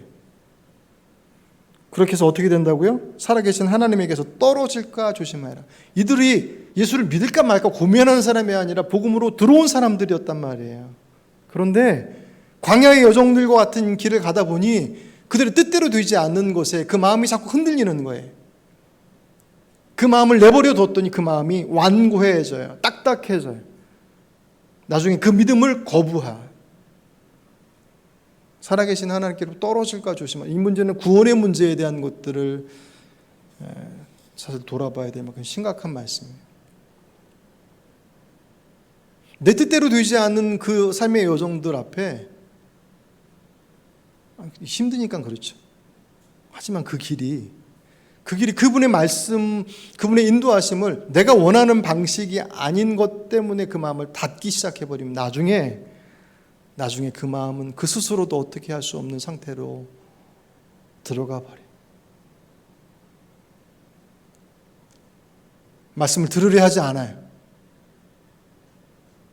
들어도 그냥 지나가 버려요. 튕겨져 나가요. 안 믿어진다고 얘기해요. 여러분, 믿음이라고 하는 것은 믿어지냐 안 믿어지냐, 물론 그런 경우가 있죠. 여러분 언제부터 하나님 믿으셨어요? 저를 좀 보시죠. 하나님 계신 거 언제부터 아셨어요? 저는 잘 모르겠어요. 언제부터인지. 근데 언제부터인지 모르겠지만 어쨌든 하나님 계시다라고 하는 것을 고민하거나 의심해 본 적은 없어요. 물론 그게 하나님과 인격적인 만남이 있어서 그 하나님께 내 삶의 주가 되신다라는 고백을 그게 아니라 그냥 몰랐어요. 그냥. 그런데 하나님은 계시는 분이에요. 근데 다 그렇진 않잖아요. 제 모교에 아직도 기억이 나는 게, 제 모교에 제 후배 1년 후배 하나가, 그 집안이 정말 교회에서 정말 부러움의 대상인 두 남매인데, 두 분 부모님, 어머니, 아버지는 권사님이세요. 아빠는 테너, 엄마는 엘토, 아들은 베이스, 딸은 소프라노. 성가대에 각 포지션에 딱 있어요. 그 남자 후배는 어렸을 때부터 교회에서 신앙생활 했으니까는 교사도 하고 청년 회장도 하고 다 했어요. 근데 어느 순간 무슨 얘기를 하다가 아마 큐티 나눔이었던 것 같아요. 자기 고민이 있대요. 뭐냐 그랬더니 형 나는 하나님이 계신지 모르겠어. 아니 이제서 여태까지 그렇게 해놓고 그날도 성가대에서 찬양하고 멀쩡하게 교사도 하고 청년 회장으로 청년부 이끌어서 여태까지 이렇게 와놓고 이제서 하나님이 계신지 모르겠다. 자기는 안 믿어진대요. 오히려 그것은 솔직한 고백이잖아요. 저는 하나님이 계신 것에 대해서 의심해 본 적이 없어요. 그런데 그 하나님이 나하고 어떤 관계에 있는지에 대한 것들은 다른 문제니까. 그것만 하더라도 감사하죠. 누구는 그 계시는 것부터 고민해야 될 자리인데 저는 거기는 일단 지나가고 들어가니까. 하지만 그렇다고 해서 믿음의 문제가 그것으로 끝나는 것이냐? 그렇지 않더란 말이에요. 성경은 믿음을 믿어지기 때문에 믿는 것이라고 얘기하지 않아요. 여러분 믿어져서 믿는 거면 누군들 못 믿겠어요? 그렇잖아요. 그 믿음 안 주시면 못 믿는 거 아니에요. 그래놓고 천국 지옥 만들어 놓고 넌 안 믿었으니까 지옥, 믿었으니까 천국, 그렇게 말하는 게 우습죠. 믿음의 문제는 믿어지기 때문에 믿고 안 믿어지기 때문에 못 믿어라고 하는 문제가 아니에요. 믿음은 하나님께서 약속하신 것을 우리에게 주신 것에 대해서 내가 그것을 받아들이는 내 반응이에요. 내가 믿기로 작정하고 그것에 내 손을 얹어야 되는 거예요. 내 마음이 그것에 흔쾌하지 않더라도 그 말씀에 의지해서 내 손을 그것에 내 발을 담그는 거예요. 베드로가 밤새 수고하고 고기 한 마리 못 잡고 그물 다 정리해서 들어가려고 딱 돌아서는데 주님께서 야 저기 가서 깊은 데다 그럼 그물 다시 다 펴야 돼요. 밤새 한 마리도 못 잡았는데 이 아침에 무슨 고기를 어떻게 라고 하는 그의 상식과 경험과 그 모든 것들, 그때 여러분 베드로가 예수님과 무슨 긴밀한 관계에 있었느냐? 그렇지 않아요. 아직 제자가 되기도 전이었습니다. 근데 그냥 해봤어요. 그게 그로 하여금 주님과 연결되는 고리가 됐습니다. 믿음은 내가 믿어지기 때문에, 흔쾌하기 때문에, 끌리기 때문에 그것으로 완성되는 게 절대로 아니에요. 완고해지지 않게 하라라고 하는 것, 딱딱해지지 않게 하라. 내 뜻대로 되지 않는 것 때문에 그것에 대해서 저항하지 말라는. 하나님을 모르는 사람이 어쩔 수 없어요. 이들은 하나님 믿는 사람들이에요. 그렇다고 한다면 내 마음이 흔쾌하지 않을지라도, 혹 이해되지 않을지라도, 혹 원망스러운 것들이 있다 할지라도 내 마음 잘 지켜라. 딱딱해지지 않도록. 말씀이 들어올 때 거부하지 말아라. 나중에는 말씀을 받고 싶어도 받지 못할 상태가 될 수 있다. 성경 그 내용들을 대단히 많이 얘기해요. 주님께서 차별하시거나 포기하셔서가 아니에요. 길가와 같은 마음은 주님께서 어떻게 하지 못하시더란 말이에요. 여러분의 마음을 지키시길 바랍니다. 여러분의 여정이 힘겨운 과정들 속에서 도저히 왜 이런 일들이 있는지에 대한 것들 앞에 분명한 답을 얻을 수 없어요. 기도해도 응답이 없어요. 그것 때문에 답답해질 수 있죠. 힘들고 언제까지 이래야 되나라고 하는 것에 대한 그 막연함과 두려움들이 우리를 엄습하고 뒤흔드는 것, 그걸 당해보지 않은 사람 말고는 어떻게 알겠어요. 그럼에도 불구하고 그것 때문에 신앙의 자리를 미뤄두는 것의 내용, 그것을 포기하고 딴 길로 가는 것의 내용들이 상상도 할 수 없는 결과들을 갖게 될 것이죠. 오늘 본문에 그 내용들을 계속 얘기를 하고 있습니다. 그 마음을 지켜라. 그리고 두 번째 뭐라고 하시냐면 혼자 하지 마라. 같이 하라. 서로 권면하라. 오늘 13절을 보고 있을까요? 오직 오늘이라 일컫는 동안에 매일 피차 권면하여 너희 중에 누구든지 죄의 유혹으로 완고하게 되지 않도록 하라. 아멘. 12절의 말씀이 개인 조심해야 된다. 마음이 굳어지지 않게 라고 하는 좀 소극적이면서 조심해야 돼 라고 하는 측면으로 얘기했다면 13절은 공동체에게 주신 말씀. 같이 어떻게 해요? 서로 피차 권면. 근데 여러분 신앙은 구원의 문제는 철저히 개인의 고백으로부터 출발해요. 대신해 줄 수 없어요. 어느 할머니가 늦지막하니 교회를 다니. 예수님 믿겠다고. 교회에서 이제 세례를 주시겠다고 그래. 집에 와서 며느리한테 야 목사님 세례 주신다고 하더라 그래서 며느리가 이제 가르쳐 주는 거야. 이렇게 준비해야 돼요. 그러면서 정말 중요한 교회인데 이거는 절대로 잊어버리시면 안 된다고 그러면서 설명하는 게 어머니 목사님이 분명히 예수님께서 누구 죄 때문에 십자가에 못 박히셨어요? 라고 물으실 거예요. 그러면 내 죄 때문에 십자가에 못 박히셨습니다 라고 얘기하셔야 돼요. 당부를 했어요. 십자가 사건에 대한 고백이 제일 중요하니까 꼭 기억하시라고. 내 죄 때문에 십자가에 못 박히셨다고. 그래가지고 알겠다고 다 준비해서 세례를 받는데 문답을 하는데 그 물음을 하시는 거예요. 어르신, 예수님께서 누구 죄 때문에 십자가에 못 박히셨나요? 할머니가 당당하게 내 며느리 죄 때문에요. 내 며느리가 내 죄를 대신해 줄 수 없어요. 믿음 좋은 나의 부모님이 내 동료와 내 아내와 내 남편이 내 가족이 내 믿음을 대신해 줄 수 없어요. 그 믿음은 나의 고백으로부터 출발해요. 하지만 출발은 나 혼자 시작했다 할지라도 그 여정들은 공동체 안에 들어가 있어야 돼요. 우리의 믿음이 자라지 못하는 가장 큰 덩어리 중에 이유의 큰 덩어리들 중에 하나가 건강한 공동체에 속하지 못함 때문으로부터 출발해요. 우리 여기 펴보시면 진실한 공동체. 여러분 빈모임 속회가 됐던 빈모임이 됐던 그 모임의 내용들이 우리들의 삶을 함께 나누는 자리를 속에서 그 모습들이 우리들의 그냥 인간된 삶 우리 안에 가지고 있는 삶을 나눠야죠. 내 삶을 나누지 않고서 어떻게 네 신앙의 문제를 나눌 수 있겠어요? 내가 뭘 고민하는지도 모르는데 내가 가지고 있는 신앙의 문제를 나눌 수 있겠습니까? 얘기하지 못하죠. 삶을 나눠야 돼. 하지만 우리의 모임은 나눔, 네가 어떤 걱정을 갖고 있는데 뭐가 문제인데 라고 하는 그것을 아는 것으로 그 공동체가 끝나는 게 아니죠. 그것이 믿음의 길로 함께 어우러져 가는. 여기서 여러분 피차 권면하라라고 하는 것은 가르치란 말이 아니에요. 서로 봐서 뭘 못하는지 찝어줘라. 그 말이 아니에요. 여기서 피차 권면하라는 말은 돌아보라는 거예요. 그 약함을 찝는 게 아니라 그 약함을 품어주라는 거예요.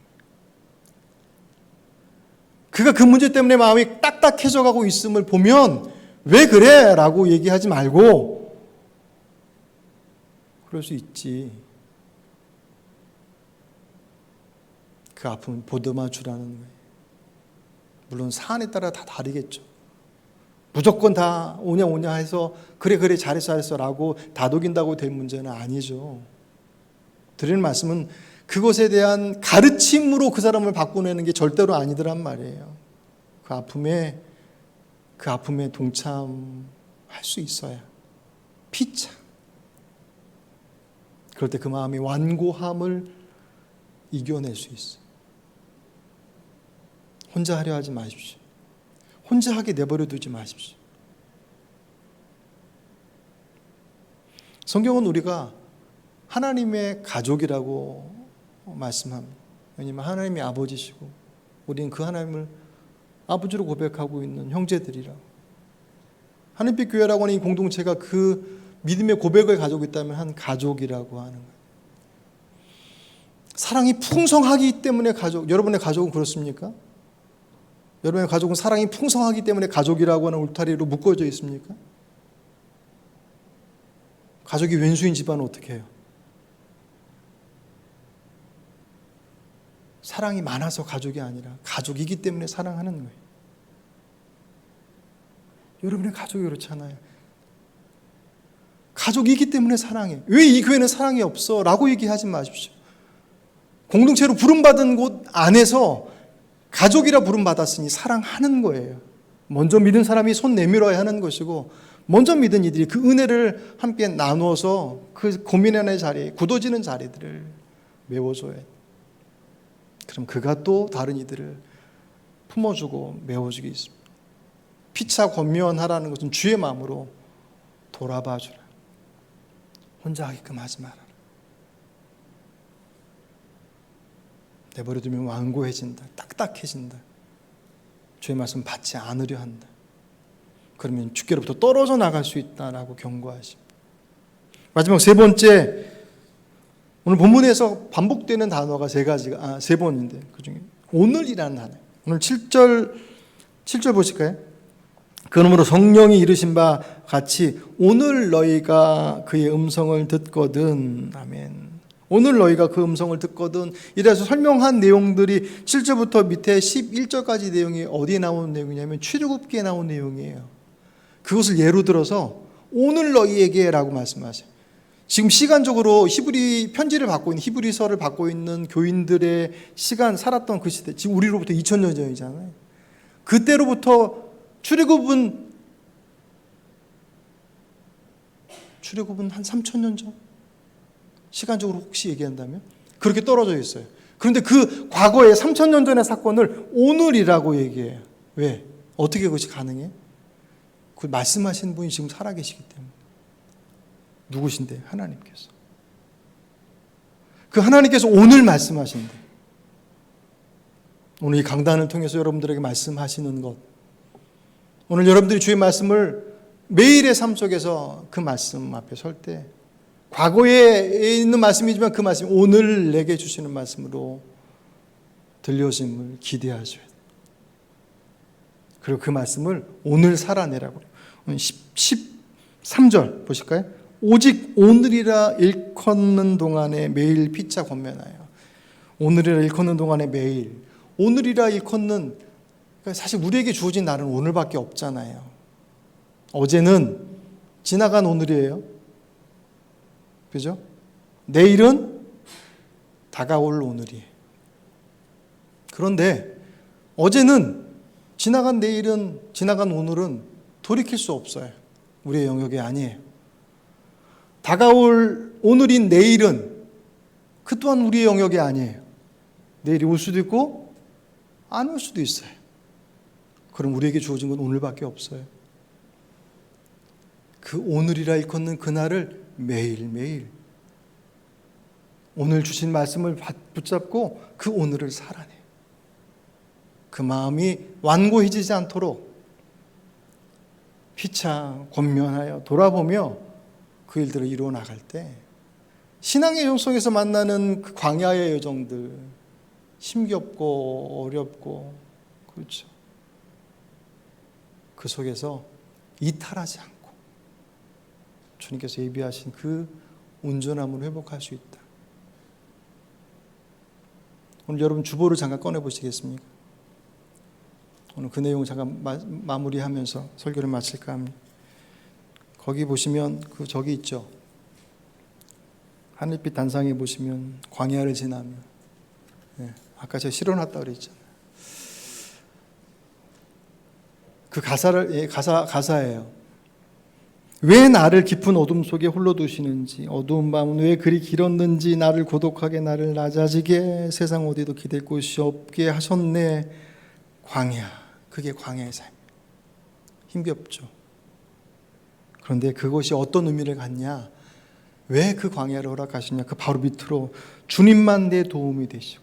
광야는 주님, 다른 누구가 아니야. 주님만이 내 도움이 되시는 것을 아는 자리에, 주님만이 내 빛이 되심을 깨달을 수 있는 자리에, 주님만이 내 친구 되시는 것을 누릴 수 있는 곳이 광야. 주님 손 놓고는 단 하루도 살 수 없는 광야의 목적이에요. 광야의 가치. 그곳에서 그거 배우라는 거예요. 그곳에서 주님의 도움, 주님만이 내 도움이 되시고 내 빛이 되시고 내 친구가 되시고 그분 손 놓으면 하루다라도 살 수 없어 라고 하는 것을 배우라고 그곳에 보내신 거예요. 근데 우리 그거 싫다고 빨리 벗어나고 싶어 하잖아요. 그거 배우지도 않고 그 자리를 훌쩍 뛰어넘고 싶어 하잖아요. 그러니까 우리는 자꾸 다른 곳에 손 내미는 거예요. 다른 것을 통해서 우리들의 삶을 해결해 나갈 수 있다라고 착각하는 거예요. 세상에 가는 길을 쫓아가는 거예요. 그 밑으로 쭉 내려오시면 주께서 나를 사용하시려, 나를 더 정결케 하시려, 나를 택하여 보내신 그곳, 나를 사용하시려고 준비시키시고 나를 더 정결케 하시려고 나를 택해 보내신 그곳은 성령이 내 영을 다시 태어나게 하는 곳이다. 그것이 광야의 여정입니다. 오늘 저와 여러분이 걸어왔던 길, 걸어갈 길, 하늘빛 교회가 헤쳐나가야 될 길도 마찬가지로 그게 특별한 고난의 여정이기 때문에 광야, 아니요, 그럴 수도 있지만 그렇지 않아도 어쨌든 삶의 여정들이 광야의 여정들, 그 여정들 속에서 우리의 마음이 완고해지지 않도록 조심하십시오. 주의 말씀을 가까이 하셔야 됩니다. 멀리하면 멀리할수록 내 마음은 더욱더 딱딱해져 갑니다. 그 일을 혼자 하려 하지 마십시오. 같이 하십시오. 돌아봐 주십시오. 아까 소대 말씀드렸던 것처럼 좀 더 여유 있으시면 여러분들의 주변을 더 많이 둘러보십시오. 내가 아프면 돌아보기 힘들어요. 오늘 우리에게 말씀하시는 그 음성을 듣고 오늘 그 일을 하십시오.